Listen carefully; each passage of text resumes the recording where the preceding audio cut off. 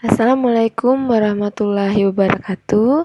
Anak-anak ibu sekalian, perkenalkan nama ibu Suci Handayani, biasa dipanggil Ibu Suci. Ibu merupakan guru yang akan mengajar mata pelajaran IPA di kelas kalian. Baiklah anak-anak, sebelum memulai pembelajaran pada hari ini, ibu akan menjelaskan sedikit materi-materi apa saja yang akan kita pelajari pada semester ini, dan juga tata cara pembelajaran serta penilaian yang akan kita laksanakan selama proses pembelajaran. Nah, pada mata pelajaran ilmu pengetahuan alam ini pada semester 1-nya terdiri atas 6 bab, yaitu bab yang pertama kita akan mempelajari mengenai objek IPA dan pengamatannya. Bab kedua, klasifikasi makhluk hidup. Bab ketiga, klasifikasi materi dan perubahannya. Bab keempat, suhu dan perubahannya. Bab kelima, kalor dan perpindahannya. Bab keenam, energi dalam sistem kehidupan. Anak-anakku sekalian, adapun tata cara pembelajaran dan penilaian pada pembelajaran IPA kita, pada proses pembelajaran kita laksanakan secara daring. Sebelum memulai pembelajaran, akan ada link daftar hadir yang akan ibu kirim ke grup WhatsApp pembelajaran kalian. Di sini kalian wajib mengisinya sebelum kita memulai pembelajaran. Nah, yang ketiga, jika dalam proses pembelajaran ada tautan video atau ibu memberikan video pembelajaran, kalian ibu harapkan untuk menyalin isi video pembelajaran tersebut ke dalam buku catatan pelajaran kalian. Dan yang keempat, kalian ibu harapkan untuk menyediakan 2 buku. Yang pertama buku catatan dan yang kedua buku latihan. Nah, adapun bentuk penilaian yang ibu lakukan pada proses pembelajaran IPA ini terdiri dari penilaian sikap yang meliputi spiritual dan sosial. Spiritual ini seperti bagaimana kesopanan kalian dalam mengutarakan kata-kata di grup, dalam kalian menyampaikan pendapat kalian di grup, semuanya ibu nilai. Kalau dari penilaian sikap sosial ini, bagaimana kedisiplinan kalian, ketepatwaktuan kalian dalam mengirim tugas ke ibu, tanggung jawab kalian terhadap pembelajaran IPA ini sendiri. Yang kedua, penilaian pengetahuan yang terdiri dari penugasan, ujian tengah semester, dan ujian akhir semester. Dan yang ketiga, penilaian keterampilan yang meliputi praktek, produk, dan juga proyek. Anak-anakku sekalian, pada materi bab 1 pertemuan pertama ini kita akan mempelajari objek IPA dan pengamatannya. Nah, pada pertemuan hari ini, pertemuan pertama, ibu akan menjelaskan mengenai penyelidikan IPA.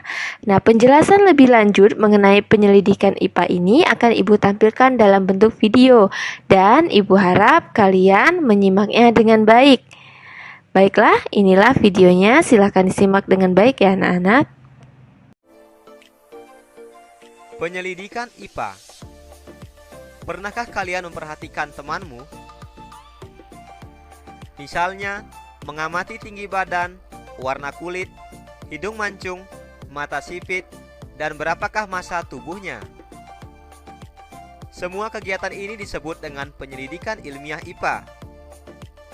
Penyelidikan ilmiah IPA melibatkan sejumlah proses yang harus dikuasai antara lain sebagai berikut.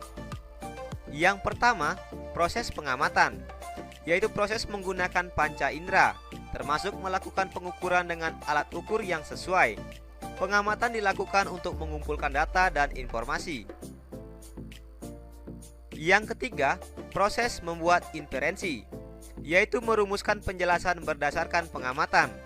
Penjelasan ini digunakan untuk menemukan pola-pola atau hubungan antar aspek yang diamati dan membuat perkiraan.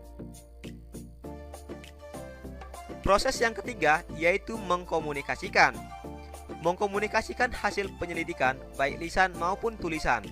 Hal yang dikomunikasikan termasuk data yang disajikan dalam bentuk tabel, grafik, bagan, dan gambar yang relevan. Manfaat belajar IPA. Dengan mempelajari ilmu pengetahuan alam akan memberikan beberapa manfaat kepada kita. Yang pertama, untuk meningkatkan kualitas hidup. Misalnya, apakah bunga yang ditanam akan tumbuh? Yang kedua, untuk memahami berbagai hal di sekitar kita. Misalnya, mengapa bisa terjadi siang dan malam? Yang ketiga, untuk menyelesaikan suatu masalah. Misalnya, bagaimana cara mendapatkan air bersih dari air yang keruh? Dan yang keempat, berpikir logis dan sistematis. Misalnya, jika data warnanya seperti ini, apa kesimpulannya? Nah, ini adalah beberapa manfaat yang kita peroleh dari belajar IPA. Objek yang dipelajari dalam IPA. Seluruh benda di alam dengan segala interaksinya untuk dipelajari pola-pola keteraturannya. Yang pertama, objek yang berukuran kecil atau renik. Yang kedua, objek yang berukuran besar. Nah, secara garis besar, objek yang dipelajari dalam IPA dapat dibedakan menjadi dua, yaitu objek yang berukuran kecil dan objek yang berukuran besar. Objek yang berukuran kecil misalnya bakteri, virus, dan partikel atom. Sedangkan objek yang berukuran besar misalnya lautan, bumi atau matahari, dan jagat raya. Baiklah anak-anak, dari video yang telah ditampilkan tadi telah dijelaskan bahwa dalam materi penyelidikan IPA ini ada sejumlah proses yang harus kita libatkan. Yang pertama yaitu pengamatan, yang kedua membuat inferensi, dan yang ketiga mengkomunikasikan. Tak hanya itu, tadi telah dijelaskan bahwa ada beberapa manfaat atau kegunaan dalam kita mempelajari IPA, dan juga objek apa saja yang menjadi pengamatan dalam IPA. Nah, anak-anakku sekalian, untuk melihat apakah kalian telah memahami materi ini atau belum, Ibu menampilkan beberapa tugas. Ada tugas pertama dan tugas kedua. Tugas pertama,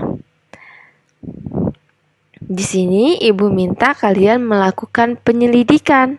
Penyelidikannya hanya membuat sebuah perkiraan, dan yang kedua melakukan percobaannya, lalu kalian simpulkan apakah penyelidikan kalian ini menurut perkiraan kalian sudah benar atau tidak.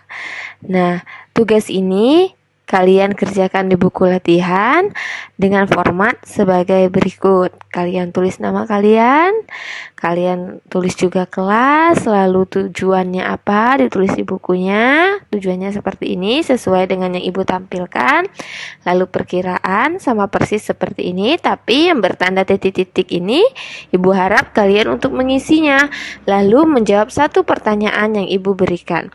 Jika perkiraanmu itu berbeda dengan kenyataannya, apakah akan diubah sesuai hasil pengamatanmu? Mengapa? Dan jelaskan. Baiklah anak-anak, pada tugas yang kedua yaitu merupakan tugas proyek. Ini Ibu minta kalian untuk mengumpulkannya kepada Ibu dalam kurun waktu 1 minggu ini. Pengerjaannya dikumpulkan pada hari Rabu depannya. Tugasnya adalah Ibu meminta kalian untuk melakukan pengamatan terhadap tanaman. Laporkan hasil pengamatanmu itu dalam bentuk tulisan.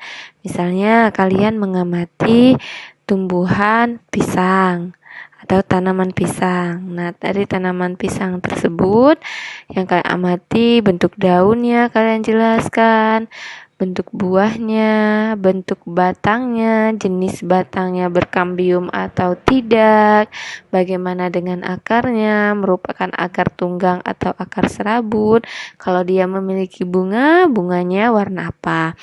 Nah, ketika kalian mengamati, Ibu minta kalian juga memfoto diri kalian ketika kalian mengamati tersebut.